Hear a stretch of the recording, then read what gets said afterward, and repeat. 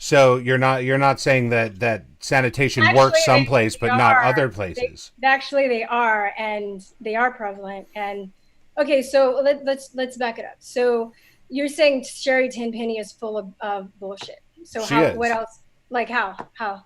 How is she full of bullshit? Most of the stuff that she publishes are basically Okay, blatant lies. But I'm saying, like, so give me an example, because you're just really ad hominem attacking right now and not really giving me specific examples.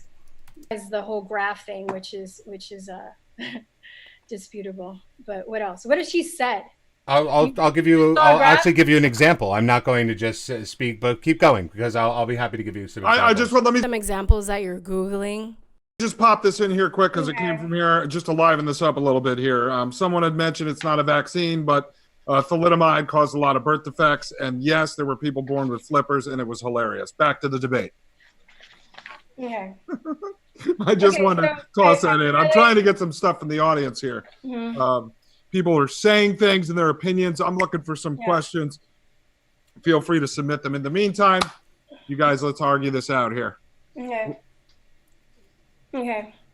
So she's not the only one that has graphs too. There are other people with that. Suzanne Humphreys wrote her book, Dissolving Illusions.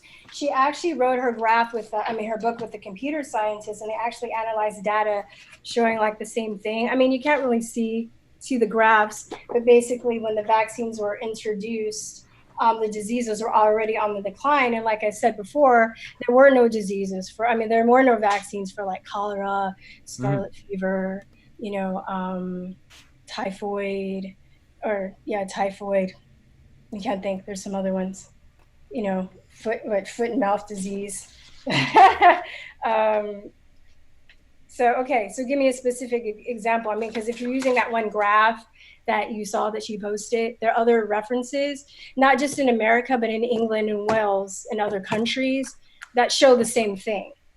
No, what I'm saying is that a great example for Sherry Tenpenny, this is just a couple of the things that I've read about her. She denies the germ theory of disease. She says that diseases are not caused by microorganisms, that they're actually caused by the basis of toxins within the body, and that diseases have nothing to do with microorganisms. I've actually seen her said this on a couple of lectures of hers, and I Okay. just wanted to be able to quote it for you verbatim, where Okay. she says diseases are due to the toxin flooding the body and germs subsequently jumping into toxic damaged tissues. And she has no basis in background in immunology. She's an osteopath. You don't have a background in immunology either, but that's not stopping you from having a strong, miseducated opinion on where disease comes from. Well, But there's also a lot of diseases that we don't vaccinate for, that we're accosted by microbes all the time. So do you know who Antoine Beauchamp is? I do not know who Antoine Beauchamp is. Okay. Clearly.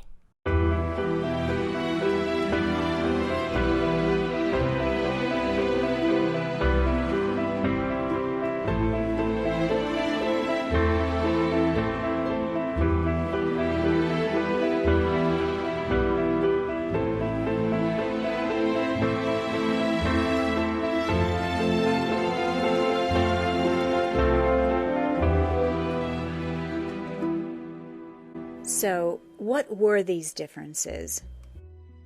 First of all, Pasteur stated that diseases arise from outside the body, while Beauchamp said they come from inside the body.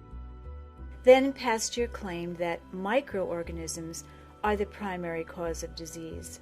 However, Beauchamp said that the deterioration of the host body caused disease.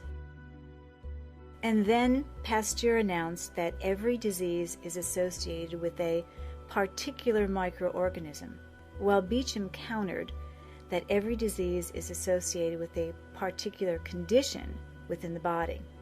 And finally, Pasteur proved that to prevent disease, we have to build defenses, while Beauchamp proved that to prevent disease, we have to build the body. So who was right? Let's first look to modern science. One school of thought says most disease is caused by germs or some form of static, disease-causing microbe, also known as the germ theory. In order to get well, you should kill the germs, kill the microbes, kill whatever is making you sick. Drugs, antibiotics, chemotherapy, radiation, or surgery are the methods. The other school of thought says most disease is caused by some unbalance in the body. The unbalance occurs in some nutritional, electrical, structural, toxicological, or biological equation. In order to get well, you need to reestablish balance in your body by working with your body, not against it. If the germ theory were 100% correct, then why, when we constantly breathe in 14,000 germs per hour, are we not always sick? Have you ever wondered, if germs were the only answer to all sicknesses, then why do only a few people get sick in an exposed group while others are not affected at all, even if they drank and ate the same food, breathed the same air, or touched the same things? Beauchamp's "treat the patient, not the infection" stated that it is a mistake to try to kill the infection directly, rather than to search for the cause as to why that person's immune system did not handle the infection on its own. The theory is that disease, or an unbalance in the body, causes germs. If we simply restore balance, removing the conditions upon which germs thrive, we can conquer disease. Eastern and natural medicine rely heavily on his work. Surprisingly, on his deathbed, Pasteur claimed that Beauchamp was right. So who got it right?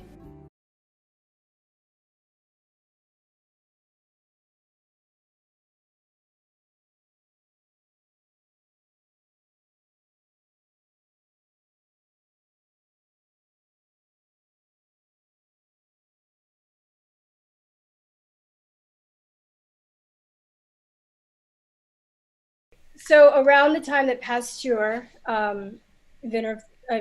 discoverer of germ theory, was prevalent, he had actually a contemporary who was a little bit older, and Pasteur was actually a chemist. He wasn't a biologist. So there was a guy named Antoine Beauchamp, who was the leader of, or the one of the he was a proponent of terrain theory. And his theory is that basically when you get sick because your body doesn't have the defenses to fight off antigens or pathogens, right? So you get sick because we're being exposed to all these pathogens all the time, right? So what makes us sick? How do we get sick? Why do we get sick? Do you know how that works? Yeah, unprotected homosexual sex is how it happens. No, Halsey, how does that work? How do we get sick? How do we get sick? Yeah, so like when you come in contact with the pathogen, how do you get sick? How does a pathogen infect your body? Yeah, how does it get sick? It gets into your bloodstream and it overwhelms your immune system. Well, kind of, sort of. You're close, kind of. I mean, you're kind of in the ballpark. So when we come in contact with those diseases, it enters through our orifices, through our ears, our nose, our mouths, right? It doesn't necessarily get into our bloodstream. Well, I mean, in any of those ways you talked about it breaks the blood-brain barrier and it infects your actual bloodstream. Well, no, that's what vaccines do, and that's why they're dangerous and they're evil. But no, that's actually not true. Yeah, dude, it actually is, and here's why. Okay, blood-brain barrier, let me explain to you, is capillary cells, pretty much, that line the brain. They do provide some sort of a wall from, large molecules and some toxic things and from some cells getting in. But there are ways to get around that. One of the ways is to open up the blood-brain barrier. Enough evidence to show that vaccine aluminium gets into the brain, even when we're told that it doesn't. They have actually photographed these particles in the brain after they inject them into the muscle, okay? Here's a photograph from the same article, Con, I've been showing you. And so this here is a particle of aluminium in the brain. And then they showed, by doing this kind of fancy analysis, that even at 1 year, they're still finding high levels of aluminium in the brain. All right, so they've not only taken pictures, they've measured it, and they've shown how it travels from the muscle to the brain. This was the team from France from Créteil and the INSERM Institute in France, they were also present in Japan, and they were presenting this data from animal experiments where they shown that if you inject the alum adjuvant, that what happens is a portion of aluminum is engulfed by the macrophages, and some of these macrophages eventually find their way to the brains of the mice. And so it's dependent, the transport in the brain, it's dependent on the same chemokine, MCP1, macrophage chemoattracting protein, which we found increased in our animals that were exposed to aluminum. Because if you have MCP deficient mice, then the transport to the brain does not occur. And so the macrophages engulf aluminum, and a portion of them ends in the brain. And the problem is that it accumulates. So these vaccine-derived, if you like, aluminum stays in the brains of mice up to 1 year after injection, because there is just no way of getting it out of the brain that we know of. Also, another vaccine ingredient, polysorbate 80. This chemical emulsifier suppresses the immune system and bypasses the blood-brain barrier, which can cause anaphylactic shock, encephalitis, and infertility. This substance hasn't been proven safe to inject in humans. And those are actually also adverse events that are found on the vaccine inserts. It actually is true. Let me finish. So so you receive the disease through your orifices, right? And then it multiplies. It multiplies. So you have your body, your immune system is there are different defenses to make sure these pathogens that you come in contact with don't multiply. Like, so for instance, 80% now of your immune system is estimated to be in your gut. You have nose hairs that, black out and catch certain things. You have tears, you have, eyelashes that flick out things. Your skin is a defense. You have mucus, sometimes you get accosted with stuff and mucus, you get mucusy and stuff. It's actually, accumulating in your body to push whatever's in your body out. When you vomit, that's another defense, basically trying to get whatever is in your body out. When you get measles, it's actually like the red spots and stuff, or any other disease that's pushing out. It's pushing out through your skin. It's ridding trying to rid your body of the disease. Now, Pasteur and Beauchamp, his theory is based on terrain theory, which I do actually agree with, because his theory is if your body is in homeostasis and it's in an alkaline state, it's in a balanced state, then you won't become sick.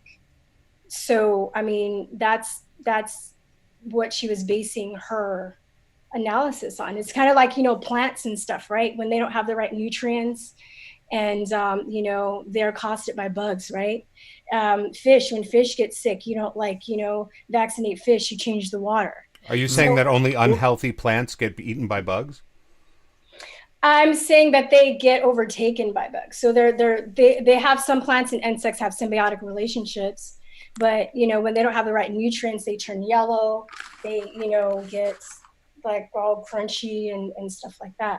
So, this is, this could be just a whole nother debate, but I think that, God, we can even go back to like the early 1900s where you talk about the Flexner report, which was basically something that divided, homeopathic medicine, acupuncture, all what's considered now natural medicine, and made allopathic medicine more prevalent today, which was Abraham Flexner, funded by the Rockefeller and Carnegie Corporation, actually went in and assessed people, and they basically assessed doctors, and he basically brought the allopathic doctors to prominence and just,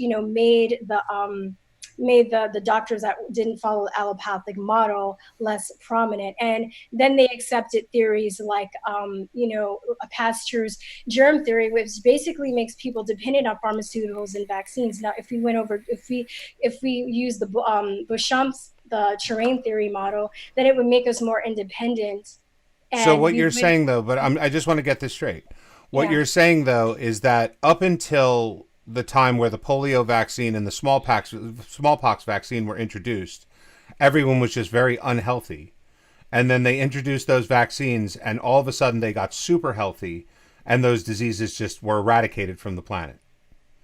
That's what you're saying. No, that's what you're saying, because No. smallpox is done. There is no more smallpox. Polio is something that barely affects anyone anymore. Okay, so let me talk about polio. You want me to talk about polio? Well, no, wait. Can I No, I want you to answer my question. You said that when your body is in a healthy alkaline state, that you're able to repel diseases, and therefore you don't get unhealthy. But as I said, there were huge amounts of people that died of smallpox and polio before the introductions of vaccine, and now the vaccines have been introduced and they're eradicated. Well, no, that's what you're saying, and I have a whole thing. I can go into polio and smallpox if you like. Wait, well, let me just ask one question because it keeps coming up in the chat. So, Verstine, do you think all vaccines are bad, or is it some vaccines are good, some are bad that have more mercury and aluminum and things in it, or are you saying all are bad? Because people are asking that question. I think they're all bad and they're not necessary. Okay, all bad and not necessary. Okay. Yeah. Okay. And Halsey, what is your opinion on that? Do you think there's some that are good, some bad, some aren't tested correctly, some have too high mercury levels? What's your opinion on this? I think they're all good. They're all good. What an asshole. So never mind the hundreds of thousands of people that have been maimed by vaccines, that have become autistic from vaccines, that have died from vaccines. They're all good. Wow. I'm gonna have to read about polio. So you're putting words in my mouth. I did not say that. I said what I said. So you. Now I'm an expert on this because my grandfather on my father's side did get polio in 1950. Okay, and he was a cripple his whole life, and it made him grumpy, and I fucking hated him for it. Okay, so listen to this. This is interesting. Okay, all right. Oh God. All right. Here we go. Okay, so polio and poliomyelitis are two different things. So when a lot of people get polio and poliomyelitis conflated. Okay. Polio is actually a stomach virus, and it's transferred through the oral fecal route, which is, it's like a stomach disease. So people like poop, you touch a poop, it gets in waterborne, you get it, you touch your hand. Does that make sense? Like the oral fecal route. Okay. So it's it's an enterovirus, which is waterborne, transmitted through the oral fecal route. So people who get infected with poliovirus, about 72 out of 100 will have any visible symptoms. So you can get the poliovirus and not get any visible symptoms. Okay, about 1 in 4 people with the poliovirus infection will have flu-like symptoms that may include sore throat, fever, tiredness, nausea, headache, stomach pain, and these symptoms usually last from 2 to 5 days and then go away on their own. Now, I will give you this link, this reference. This is actually from the CDC describing polio, not poliomyelitis.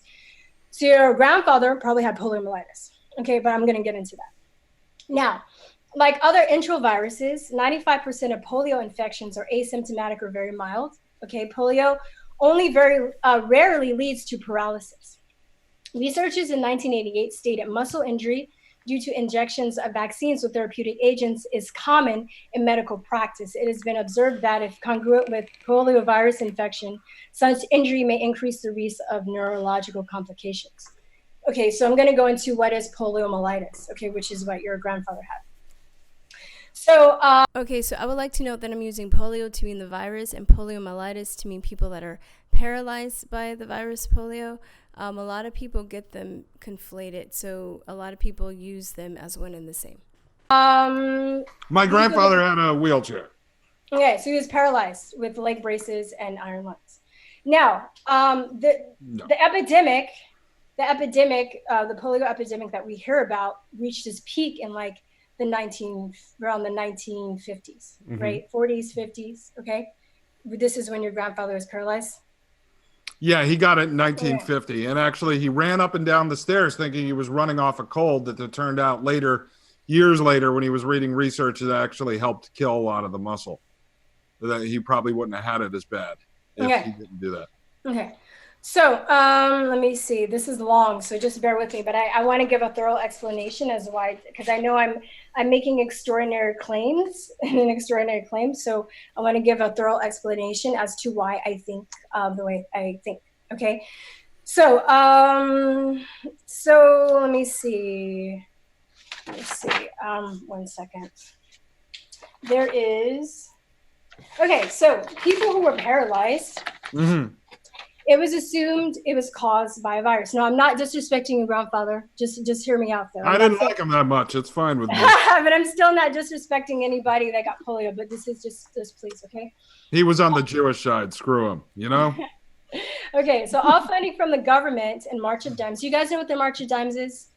Yes. You know, March of Dimes, so people don't know. This is what FDR created in order to fight polio. Okay, all funding from the government March of Dimes went into treating poliomyelitis, the paralytic form of polio, if it was viral. It was also convenient for industry to blame a virus instead of investigating chemical connections. You can't sue a virus because if you do sue a virus, I mean, if you can't sue a virus, you can't look at chemical companies because okay, I'm sorry. If it's a virus, then it becomes force majeure, an act of God, and not the fault of the chemical company.